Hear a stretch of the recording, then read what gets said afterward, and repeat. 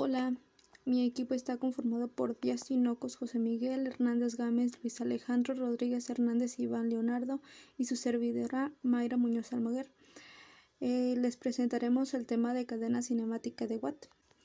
James Watt nació en Greenock el 19 de enero de 1736 y murió en Haworth el 25 de agosto de 1819. Trabajó en Birmingham, Inglaterra, mejorando la máquina de Newcomb, dando lugar a la conocida máquina de vapor, que fue un gran paso para la revolución industrial. Tenía algunos problemas de salud, por lo que en sus primeros años recibió la educación de sus padres. Más tarde, fue ganador de destreza en el manejo de herramientas en el taller de su padre, lo que le sirvió de gran ayuda para el resto de su vida.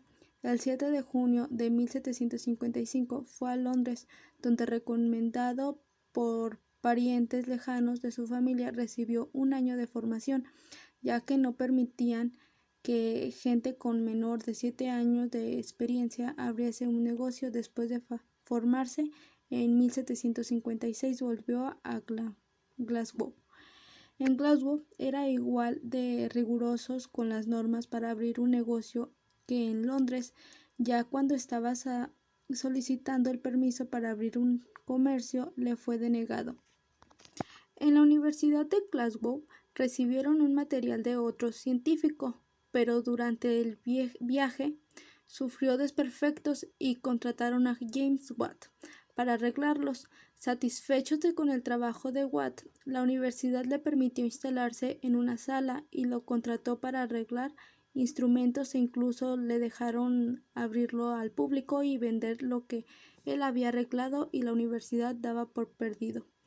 En 1759, Watt se asoció con otro científico y abrieron un taller en el centro de la ciudad, donde fabricaban y arreglaban instrumentos. Watt no solo se limitaba a arreglarlos, tenía la manía de intentar mejorar cada uno de los instrumentos, herramientas o incluso la máquina de vapor de Newcomb para formar la máquina de vapor.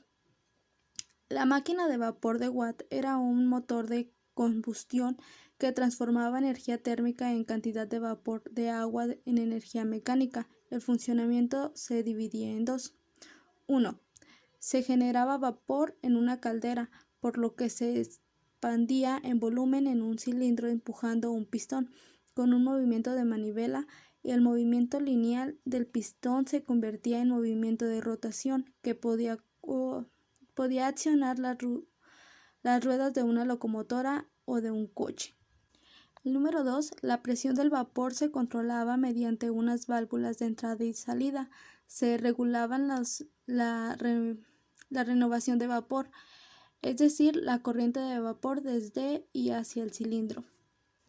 También creó la unidad de potencia caballo de potencia para comprobar la salida de las diferentes máquinas de vapor. En 1800 abandonó la fábrica y la dejó a mano de sus socios e hijos y se retiró a Halfried, donde así había adquirido 40 acres de terreno y construyó una residencia. En una de las esquinas de la residencia hacía un taller donde siguió con sus invenciones. Más tarde, tras su fallecimiento, el taller fue trasladado al Museo de Ciencias de Londres.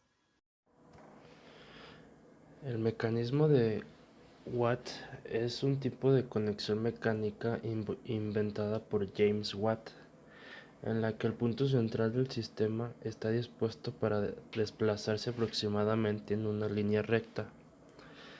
Consta de un sistema de 3 barras, 2 de ellas iguales y de mayor longitud, y están colocadas a los laterales. La barra central es la que une a las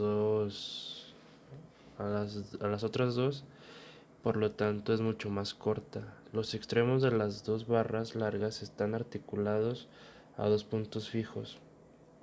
Así, contando la distancia entre estos 2 puntos fijos, este mecanismo no genera un movimiento rectilíneo exacto. El mecanismo de Watt se considera como una conexión de 4 barras. También un ejemplo para este mecanismo es en la suspensión de un automóvil como mecanismo de guiado lateral, permitiendo el movimiento vertical del eje del vehículo, pero impidiendo su desplazamiento lateral.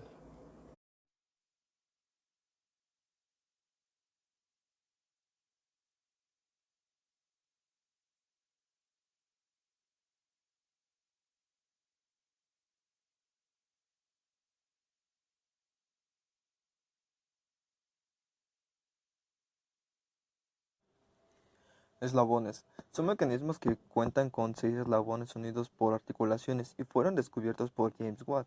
Los mecanismos de 6 barras de Watt se caracterizan porque los 12 eslabones ternarios, eslabones con 3 articulaciones, están conectadas uno al otro, es decir, poseen una articulación en común.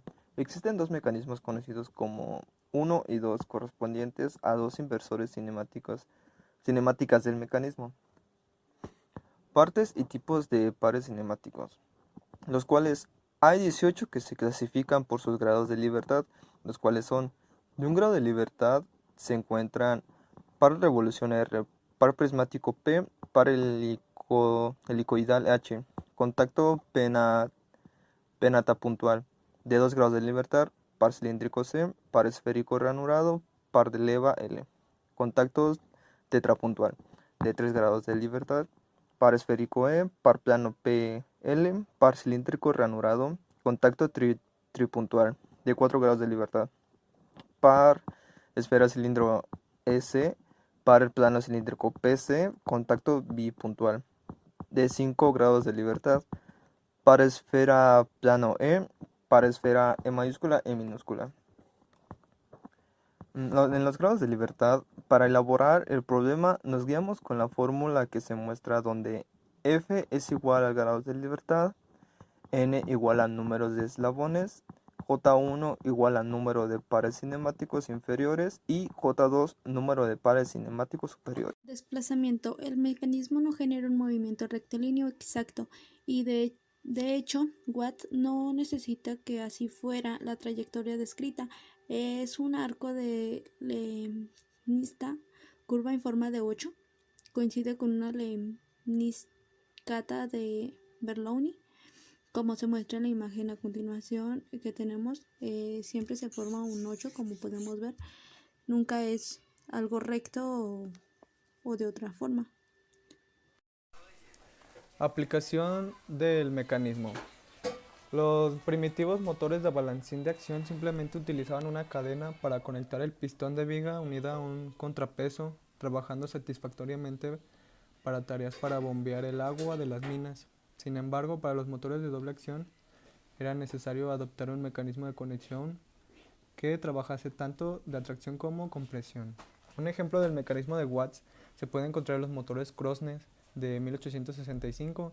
En estos motores la barra de pistón de baja presión utilizaba el mecanismo de movimiento paralelo convencional, mientras que las de presiones altas e intermedia, la varilla no conectaba en el final de la viga, pues no había ningún requisito para reducir el espacio ocupado.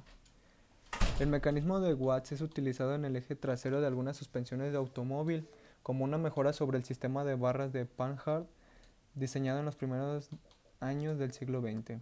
Ambos sistemas pretenden impedir movimientos laterales relativos entre el eje y el chasis del coche.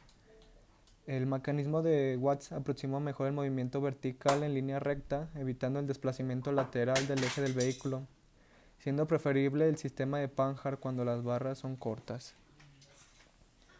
Es decir, en Panhard cuando las barras son cortas, es decir, en vehículos pequeños. Consta de dos barras horizontales de igual longitud montadas en cada lado del chasis. Entre estas dos barras se conecta una barra vertical del menor longitud en el centro de la varilla vertical corta, el que describe el movimiento rectilíneo. A continuación se mostrarán los links de donde sacamos la información y espero y les haya gustado. Esto sería todo por nuestra parte. Muchas gracias por su atención.